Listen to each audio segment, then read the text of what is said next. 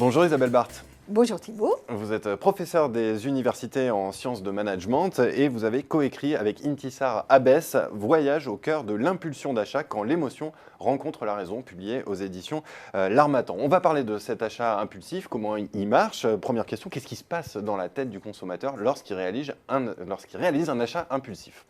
Alors un achat impulsif, c'est un achat qui n'a pas été programmé. On sort d'un magasin, on a un jean, on a une ceinture, on a un livre qu'on n'avait pas du tout prévu d'acheter. C'est ça. Hein.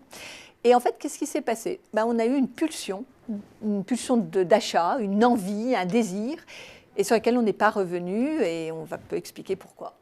Alors, est-ce qu'il existe un profil particulier d'acheteur impulsif, voilà, impulsif, pas compulsif, c'est pas la même chose. Alors l'achat compulsif, c'est complètement autre chose. C'est pathologique, on a une tension pathologique et on n'arrive à s'en libérer que quand on achète.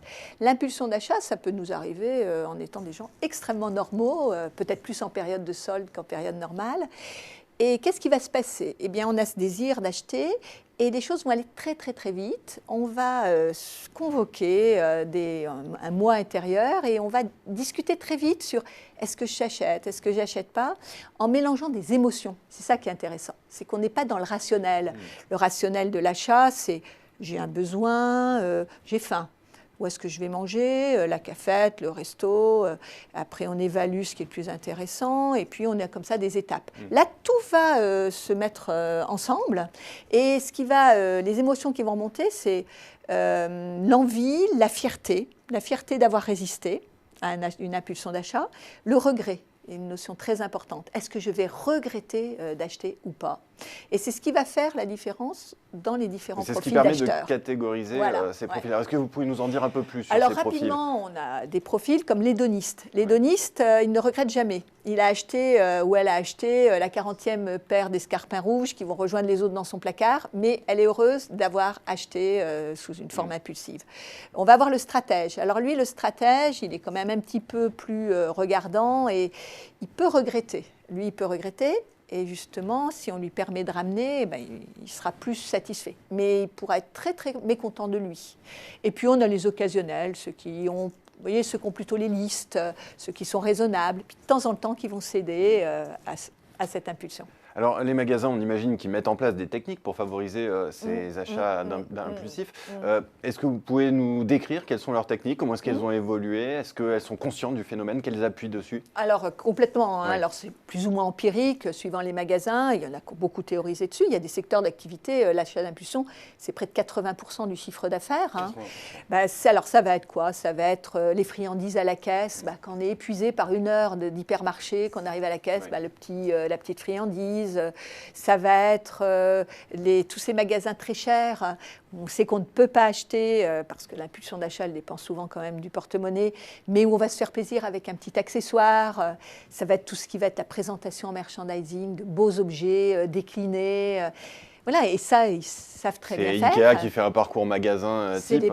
C'est tout cet expérientiel qu'on va vivre et puis qui vont aboutir à cet achat qui n'était pas prévu, mais sur lequel on a été embarqué parce qu'il y a l'atmosphère, parce qu'il y a l'odeur, parce qu'il y a aussi des vendeurs qui sont très bien équipés pour nous aider à céder à nos impulsions. Est-ce que la révolution numérique a changé les choses ? Est-ce qu'il y a des secteurs qui en ont plus bénéficié ? Est-ce qu'il y a des produits qui en ont plus bénéficié ? Comment ça s'est passé ? Clairement, on n'a pas une impulsion d'achat, puisque je parlais de désir sur un paquet de lessive. On est quand même sur des produits plutôt impliquants, plutôt récompenses. Mais dans l'e-commerce, ce sont les mêmes déterminants. Dans l'e-commerce, ça va être à peu près les mêmes déterminants. Et c'est l'histoire du clic. C'est-à-dire, vous êtes sur un site qui va vous générer, par exemple, d'autres produits que produit l'algorithme, que ceux que vous êtes en train de regarder. Et en effet, c'est tellement facile de remplir son panier en 3 clics, avec, par exemple, la carte bleue qui est déjà préprogrammée, etc. Mais là aussi, les sites comme les magasins permettent de revenir sur un achat qui est mal programmé. Je ne voudrais pas non plus avoir une vision morale de l'achat impulsif. C'est un jeu et une conversation entre le consommateur et le système de distribution. Et il y a une façon d'y résister. Le livre, justement, pointe ce qui se passe pour mieux comprendre et se faire plaisir. Parce que l'impulsion d'achat, l'achat impulsif, c'est du plaisir, mais sans trop regretter ce qu'on a fait. Mais alors, justement, pour terminer, quels seraient les quelques conseils que vous nous donneriez pour garder le contrôle, on va dire? Alors, il y en a beaucoup. Il y a par exemple emmener de l'argent liquide au lieu d'emmener une carte bleue, par exemple en période de solde. Il y a par exemple ramener la raison dans l'émotion, se mettre à compter jusqu'à 100. Il y a par exemple prendre l'objet du désir et le promener pendant un petit moment dans le magasin et venir le reposer parce que souvent c'est à saturer de besoins. Il y a aussi de venir avec quelqu'un qui vous aidera à prendre un petit peu de recul par rapport à cet objet. Il y a la prise de photos, voilà, et puis se dire et d'envoyer à une tierce personne en disant est-ce que tu me vois par exemple dans cette robe ou est-ce que tu me vois avec cet accessoire. Donc il y a plein de techniques qu'on donne dans le livre et qui permettent peut-être d'acheter, mais d'acheter sans regretter. Bien, pour ceux qui veulent en savoir plus sur ces techniques, je renvoie effectivement à votre livre Voyage au cœur de l'impulsion d'achat quand l'émotion rencontre la raison. Et merci Isabelle Barthes. Merci Thibault.